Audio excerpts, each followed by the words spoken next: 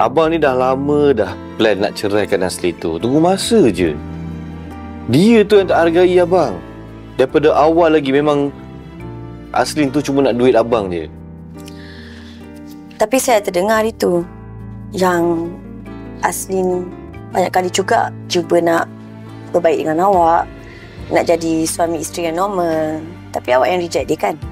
Sebab awak tak percaya yang dia boleh berbaik dan sayangkan awak. Kenapa tak pernah bagi peluang tu kat dia?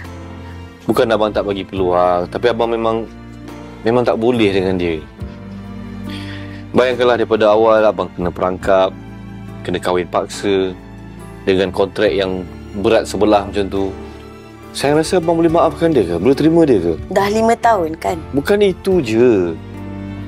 Sepanjang kahwin sayang, dia tu memang nak duit abang je. Asyik minta duit je. Abang rasa dah berjuta dah abang habis kat dia dengan mak dia. Tapi tak ada apa pun. Abang ke yang tak bagi peluang sekarang ni. Tapi daripada hari pertama abang jumpa Aslin, kalau abang tak terpikat dengan dia, abang pun takkan jatuh dalam perangkap dia kan? Maknanya abang pun jatuh cinta dengan dia lah kan? Betul. Jatuh cinta pandang pertama. Malam tu memang indah sangat untuk abang.